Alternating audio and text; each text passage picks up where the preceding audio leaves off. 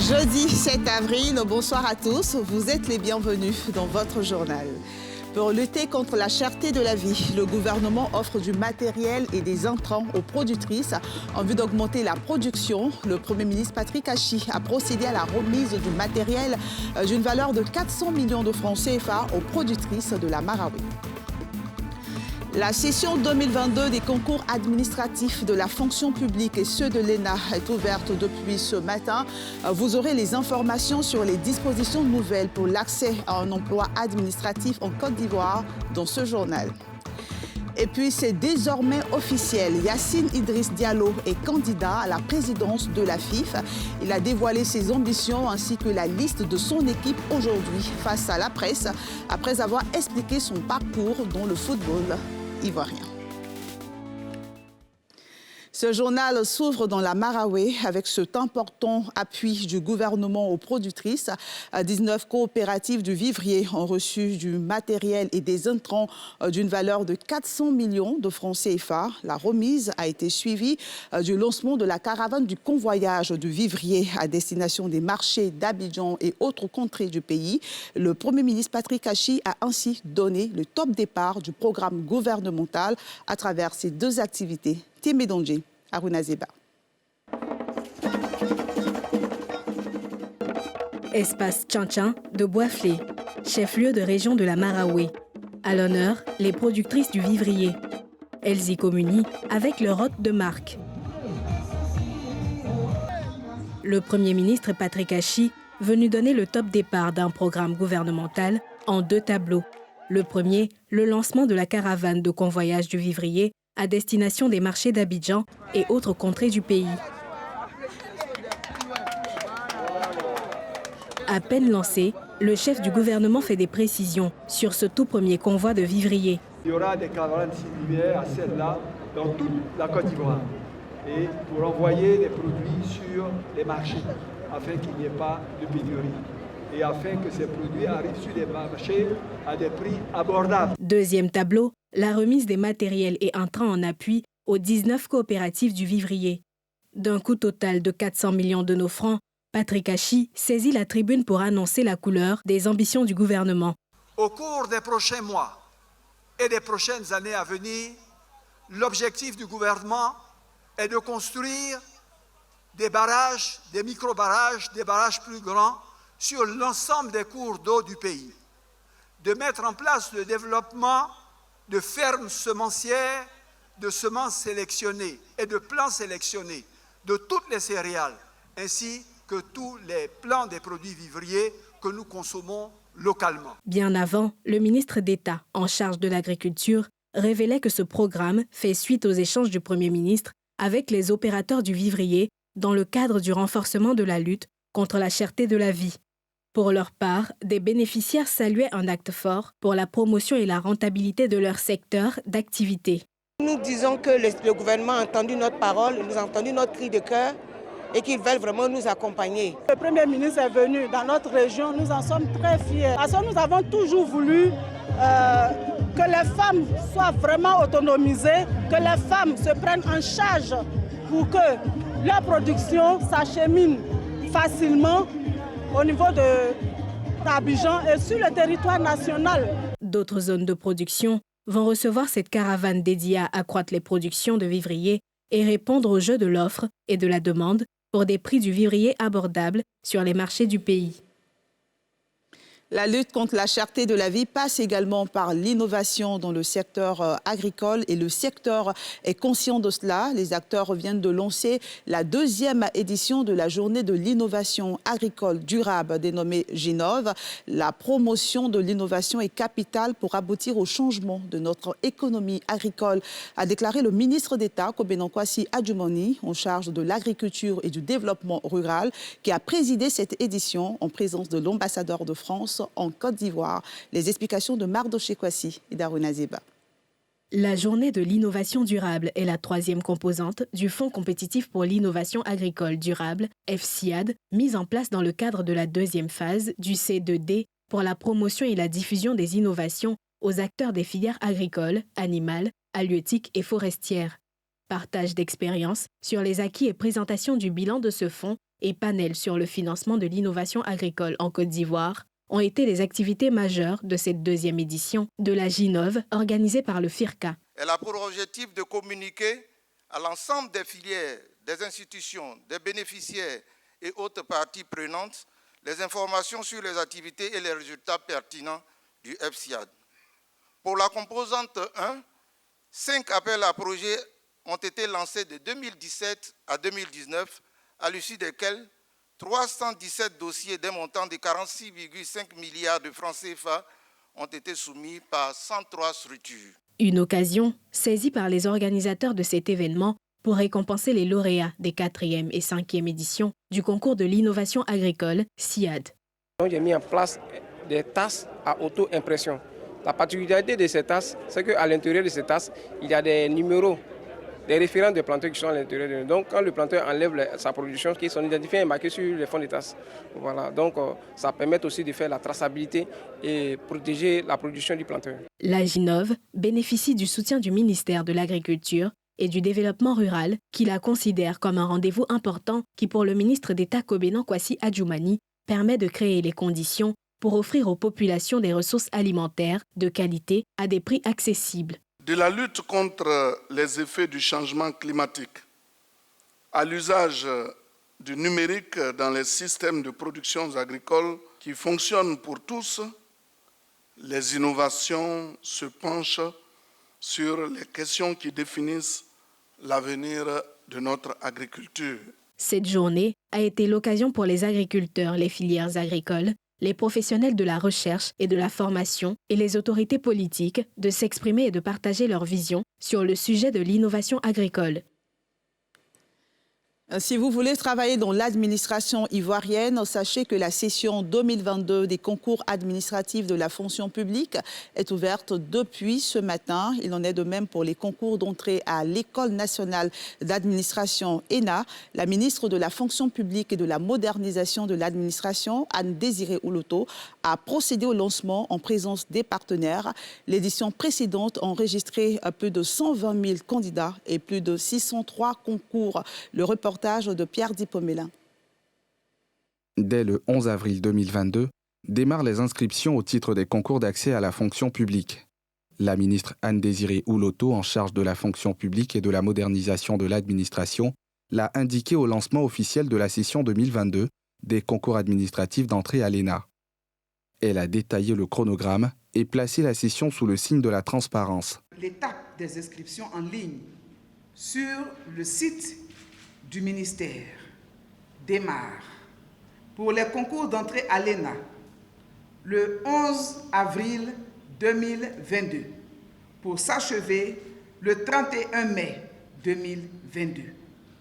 Et pour les concours administratifs, le 15 avril pour prendre fin le 17 juin 2022. À titre prévisionnel, ces concours seront achevés avec la proclamation de tous les résultats. Le 30 septembre 2022 pour l'ENA et le 30 novembre 2022 pour les concours administratifs. Un guichet unique des inscriptions et la participation de la diaspora sont les principales innovations. 2 nouvelles mesures importantes ont été prises. Il s'agit, premièrement, de la mise en place d'un guichet unique pour les inscriptions et le dépôt des dossiers de candidature, tant pour les concours administratifs que pour les concours d'entrée en 2023 à l'ENA. Deuxièmement, de l'ouverture à la diaspora ivoirienne, des concours spécifiques nécessitant des diplômes ou des qualifications de pointe plutôt rares en Côte d'Ivoire et pour lesquels l'administration connaît un déficit. Pour la session 2022, il est envisagé l'organisation des épreuves à Paris, en République française. Cela pourrait être élargi à d'autres capitales à l'étranger si l'essai est concluant. L'organisation des concours administratifs de la fonction publique ainsi que des concours d'entrée à l'École nationale d'administration s'inscrit dans la mise en œuvre de la politique du gouvernement en matière de recrutement et de promotion des ressources humaines dans l'administration publique. L'année dernière, ce sont 9 271 personnes déclarées admises aux différents concours de recrutement direct et 13 495 fonctionnaires au concours de promotion. Vous êtes intéressé par l'enseignement technique et la formation professionnelle, mais vous ne savez pas quelle filière choisir pour vous, vos enfants ou personnes à charge. Chaque année, justement, le ministère de l'enseignement technique organise la journée de l'orientation pour vous aider à choisir la filière qui correspond à vos ambitions. Et c'est le lycée technique d'Abidjan qui a abrité ce jeudi l'édition 2022. Mardoché Kwasi et Tanguy Konon y étaient pour vous. Présentation des offres de formation dans différents secteurs, lancement de la plateforme de collecte de vœux, échange B2B entre élèves et inspecteurs d'orientation et distribution de fiches d'orientation aux établissements sont les principales articulations de cette journée de l'orientation. Une occasion pour le ministère de l'enseignement technique, de la formation professionnelle et de l'apprentissage de promouvoir et valoriser les filières techniques et professionnelles. Aujourd'hui, nous sommes en face de deux types de populations. Les jeunes qui sont dans les établissements d'enseignement professionnel et technique et qui ont en face de nombreux établissements. Mais il faut les informer davantage sur les filières qui existent dans nos établissements afin qu'ils fassent le bon choix. La deuxième population pour laquelle nous sommes en train de travailler aussi, ce sont tous ces jeunes déscolarisés ou tous ces jeunes qui sont diplômés et qui n'ont pas de travail. C'est-à-dire tous ces jeunes diplômés sans emploi, ou tous ces jeunes qui sont mal insérés et qui ne veulent plus être dans leur position actuelle, ou ces jeunes qui n'ont jamais été à l'école, mais qui veulent trouver un emploi. L'ambition du gouvernement, c'est de faire en sorte que le maximum de jeunes puissent être formés dans de bonnes conditions au métier et trouvent du travail. Partenaire privilégié du ministère de l'enseignement technique, de la formation professionnelle et de l'apprentissage, les établissements offrant des formations dans ce secteur, voilà une occasion d'éclairer la lanterne des élèves sur les perspectives qui s'offrent à eux après le BEPC. Les enfants, aujourd'hui, nous constatons qu'ils ont des difficultés à s'orienter parce qu'ils manquent d'informations. Alors, avec la journée porte ouverte qui nous permet de venir vers les enfants pour leur présenter non seulement les établissements, mais aussi les offres de formation, surtout en matière de formation technique et professionnelle. Et je crois qu'à partir de là, les enfants sauront mieux choisir et sauront ce que c'est que l'enseignement technique et professionnel. Des élèves qui se réjouissent de cette opportunité qui les aide à avoir toutes les informations pour aborder sereinement l'après-BEPC.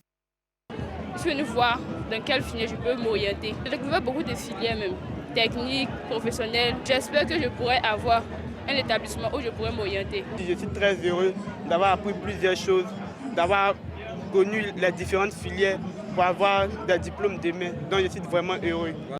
Les journées de l'orientation dans les filières de l'enseignement technique et de la formation professionnelle visent à terme à accroître les effectifs de ces filières qui ne représentent à ce jour que 5% des effectifs de l'éducation secondaire. Je vous le disais en sommaire, c'est désormais officiel. Yacine Idriss Diallo est candidat à la présidence de la FIF. Je suis candidat parce que je me sens aguerri pour diriger le football ivoirien, a-t-il déclaré face à la presse. Il a expliqué son parcours dans le football ivoirien avant de parler de ses projets immédiats pour ce football, notamment la mise en place d'un pôle d'investisseurs, l'organisation des assises et du symposium du football. L'élection est prévue le 23 avril prochain et on en parle avec Salifia Lekwe et Fulgence Kissiedou. Yacine Idriss Diallo, candidat à la présidence de la Fédération ivoirienne de football. Face aux présidents de clubs, des responsables de groupements d'intérêt et la presse, il a affiché ses ambitions. Une occasion également de présenter les membres de son staff de campagne, composé d'anciens footballeurs, d'administrateurs, de chefs d'entreprise. La transformation du football ivoirien. C'est ça notre objectif, la transformation du football ivoirien. En vue de le projeter vers une organisation efficiente, une structuration efficace et une recherche constante de la performance. Pour y parvenir, nous nous appuierons sur un projet réaliste et réalisable. J'insiste, un projet réaliste et réalisable. Nous nous articulerons autour de 6 points. majeurs. Premier point, la bonne gouvernance. Deuxième point, les assises et le symposium du football ivoirien. Troisième point, la revalorisation du football local. Quatrième point, la mise en place d'un pool d'investisseurs capables de nous accompagner sur une longue période. Cinquièmement, le renforcement des relations avec les autorités en vue de la mise en place d'une stratégie concertée de réalisation et de gestion des infrastructures sportives. Sixième point, la préparation des prochaines échéances internationales que sont la CAN 2023, les JO 2024 de Paris. Pour l'ancien vice-président de la Fédération ivoirienne de football, cette élection n'est qu'un jeu. Il invite tous les candidats à préserver l'esprit fair-play qui caractérise le sport, notamment le football. Notre sport roi a été secoué ces dernières années par de violentes confrontations et oppositions qui ont profondément marqué et bouleversé notre environnement immédiat. Mais force est de constater que ces conflits ont créé une atmosphère délétère et une profonde division entre les différents acteurs du monde du football d'une part et le public sportif qui a été entraîné par le biais des réseaux sociaux dans une surenchère totalement inutile d'autre part. Nous nous sommes éloignés de l'essentiel, à savoir ce qui doit nous unir tous, en l'occurrence notre passion pour le football. Le dépôt des candidatures s'ouvre le 8 avril prochain, ce jusqu'au 10. La publication de la liste des candidats retenus est prévue pour le 15 du même mois. La campagne électorale, quant à elle, se déroulera du 16 au 22 avril avant l'Assemblée générale, le 23 avril à Yamoussoukro.